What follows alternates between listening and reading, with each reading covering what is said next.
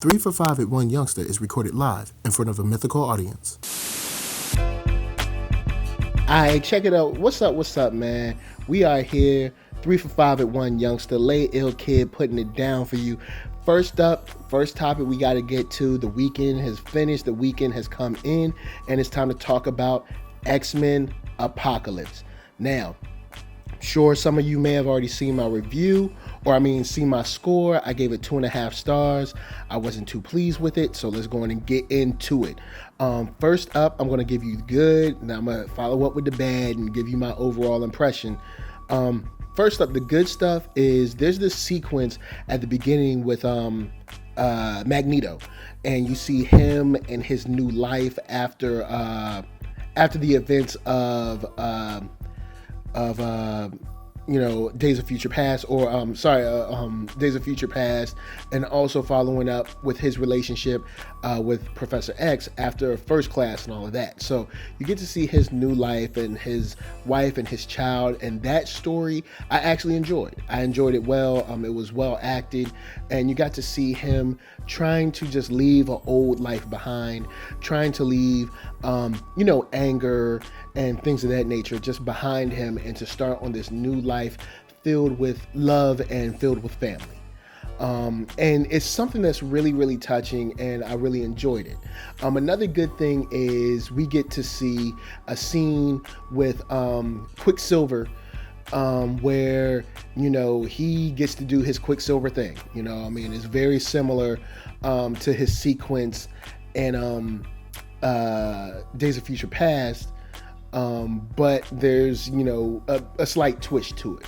But that's something, another high note for this film. Then there's another high note of this film with your boy, of course, Wolverine. Everybody's seen it in the trailer, so everybody knows it's coming to some sort of extent. There's a scene with Wolverine, and that's another high point. But on to the bad. This film has some pacing issues. This film is also very, very long when you consider that you don't really get anything done. And what I mean by get anything done is character motivations aren't resolved. Also, a lot of characters don't get to see their plans come to fruition. And what I mean is when Apocalypse, gets to the end of the film, he doesn't even realize or show us, the audience, all of this power that he's supposed to have. All of this, all of this destruction that he talks about, and he talks about it in the trailer, he talks about it during the movies. He even brings, all of this talk about the 4 horsemen. There's no payoff for that. This movie is just full of a whole bunch of non-payoffs. And it's just wasted opportunity and wasted potential. This movie is a very, very mixed bag, but the mixed bag is more bad than good. On another side of the bad is you have these actors that I actually think are pretty decent actors, but you're not giving them any decent dialogue. You're not giving them any real time to go through the motions. There's a scene where many people in the team should be affected, and it's not even regarded upon as far as what happens in the film. And then you also have a situation where you have kind of like this power. Well, this is full spoilers, so I'm not even going to act like it's not.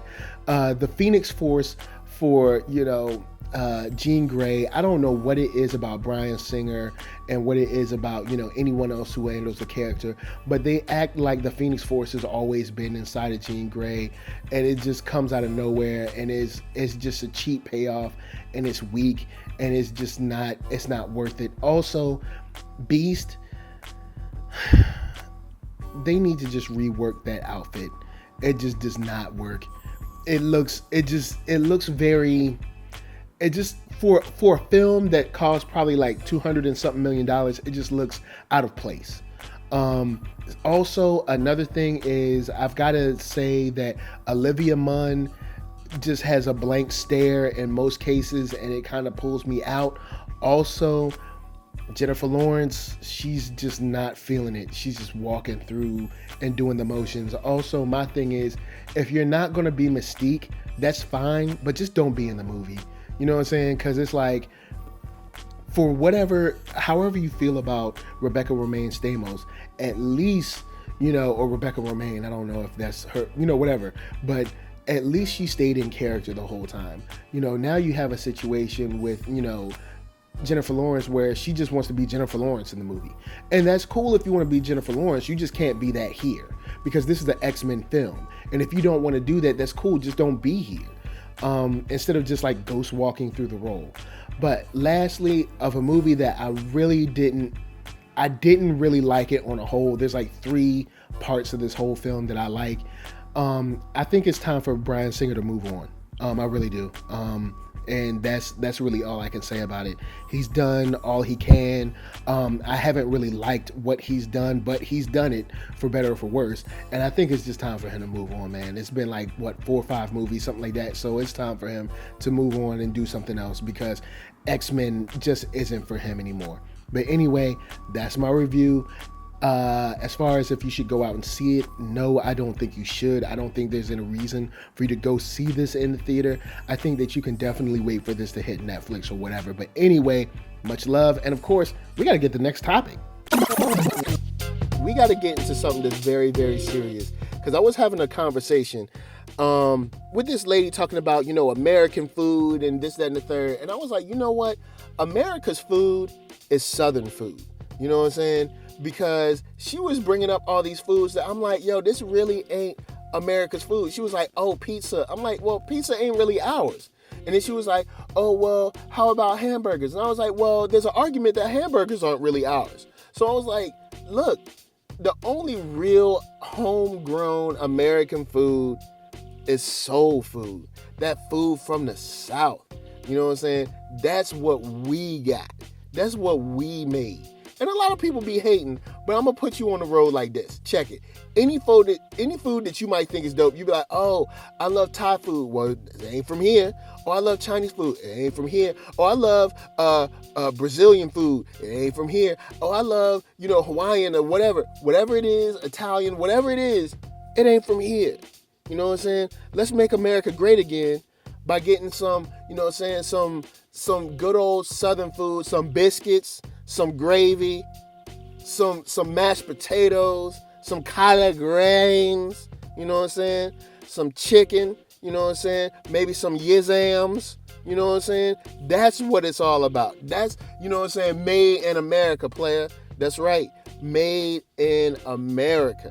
You know what I'm saying? That's how we do. You know what I'm saying? We barbecue, that's us. We did that. Pulled pork, we did that. You know what I'm saying? We took it to a next level. Like, you know what I'm saying? People be like, yo, oh, we got the greatest food here. We got the great. Like, what you know about that mesquite barbecue, player? What you know about that? You don't know about that mesquite? What you know about them baby back ribs, though? You know what I'm saying? Marinated. Slow, slow smoked, for hours to where it's just pulled apart. What you know about them rib tips? You know what I'm saying? What you know about grandma's coleslaw though? What you know about that potato salad though? You know what I'm saying? When you start thinking about it and be like, yo, American food, people sleep on American food because they don't even realize that what American food is. And I'm not talking about that Taco Bell stuff where they just be making up Mexican food, just be making up gorditas and stuff. I don't even know. Is gordita even like in a dictionary? Anyway, like what I'm saying is like, look, I'm talking to this lady and she's like, oh, well, that's not American food and that's not real food and that doesn't count. And I'm like, yo, that was what originated from here. You know what I'm saying? That's the real American food. I mean, we can't even claim French fries. So it's like, yo, you over there talking about, I'm like, yo, you can't claim French fries. That ain't American food. Like, yo, you can't claim pizza. That ain't American food. you know what I'm saying? What you need to do is get back to that you know what I'm saying, that coleslaw sitting beside that pulled pork. What you need to do is, you know what I'm saying, hold it down for the mashed potatoes. You know what I'm saying, them collard greens. You know what I'm saying, you know what I'm saying, that real food that came from the South. Southern food is American food, yo. Like that's the food that came from here. We represented that. We took it to another level. You know what I'm saying? And that's all I'm saying. Like, cause she you know, she took it to, you know, she was talking about my roots. You know, it's a brother from the South. She was talking about my roots, and I had to defend my roots. You know what I'm saying? Like, yo, we from the South, and I know a lot of people, you know, the South got their issues. You know what I'm saying? And people think the South ain't got nothing. But the South gave people that food that, you know what I'm saying, that real food. You know what I'm saying? When people want to really, you know, eat something that they want to enjoy eating, they come to the South. You know what I'm saying? Like, yeah, you can have a celery stick or two. But when you want some food that you really want to enjoy, where you come to? You bring your butt to the South. That's right, South. SOWF. You know what I'm saying? That's what I'm talking about. But anyway, of course, that's the end of the segment. 3 for 5. Peace. Redman Appreciation. Like, I think he goes overlooked. You know what I'm saying? I think a lot of people overlook him, and they just, you know, like they're like, oh, Redman, yeah, he's cool, but they don't really look at the fact that this dude has, like, I think maybe rarely spit a whack verse. I can't think of a verse where I'm like, yo, this dude is whack. Now, I mean, whether you like the music he chooses, like as far as like the beats and stuff, with Eric Sermon and things of that nature, you can't deny that this guy has not only, you know, spit some of the illest lines, but also has the charisma to match. And what I'm saying as far as charisma to match is, like, some people get on the mic and they're just all technique. You know what I'm saying? And like, what they're saying is incredible. You know what I'm saying? And the lines that they're dropping is amazing. And the way, you know, the way they come up with concepts and stuff just blows your mind. But they have no kind of personality on the song. You know, they have no kind of attitude or, personality, charisma, whatever you want to call it. It doesn't shine through the record. You know, and Redman's has always shined through on the record. You know what I'm saying? It's always come through. He's been witty. He's been funny. He's been deep. He's been, like, playful with his rhymes. You know what I'm saying? And he's been able to pull it off with excellence every time. Like, dude is, like, you know, I mean, for years. I mean, the guy has been putting it down since the 80s, man. Like, since the 80s, he's been putting it down. And, like, hasn't missed a beat. Like, he can spit, man, he spit, I'm sure he spit a rhyme yesterday that would put, you know, any of these rappers out here to shame. And, like, people just, I don't think people regard him as, like a Hall of Fame level MC. But, like, you know, even past the rhymes, let's look into another thing that he does to craft his music. Like, his whole personality, and his playful attitude, and his like whimsical kind of like hilarity, if you will. I don't even know if that's a word, but I'm about to use it. But, like, his skits, like, yo, you listen to his skits, and dude is straight funny, man. Like, WKYA, Xrafo, like, you know, like when dude had, like, Ghetto Psychic Network, like, all that stuff, like, dude is just funny. Like, at the opening of what is it? When they was on the roller coaster, and I can't remember the name of the album right now, it's escaping me. But when in the intro, when he was like, when the kid was like, "Mommy," he was like, "Stand back, baby." Like, it's like dude's just funny. Dude's, like, really, really approachable. And he's an amazing entertainer, which is another layer that I think a lot of MCs don't either reach or they don't even aspire to. Like a lot of cats just want to get on stage and hold their nuts. But like Redman, you can like dude goes out there and gets like a workout in, like the way he performs. Like dude gets like a whole cardio session if you go to his show.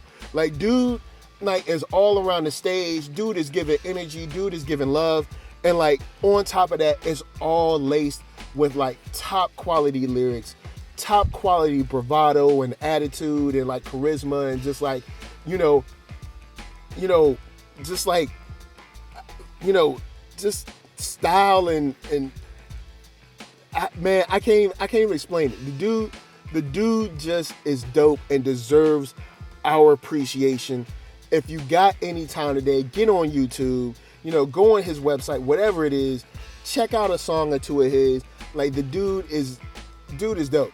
Like it don't matter whether it's like, there is a dark side, whether it's Muddy Waters, whether it's like, it don't matter. You know what I'm saying? It could be a mixtape. It could be, How High. No matter what it is, like dude has killed it for years and years. Like, whether it's on mixtapes, freestyles, like dude is just incredible. But anyway, that's enough for the appreciation. I'm over my time, but much love to Redman for bringing years and years of quality music to all of us. Peace. 3 for 5 at 1 Youngster is brought to you by A Full Tang Design. Also sponsored in part by Naswip and Xrifo. Sweet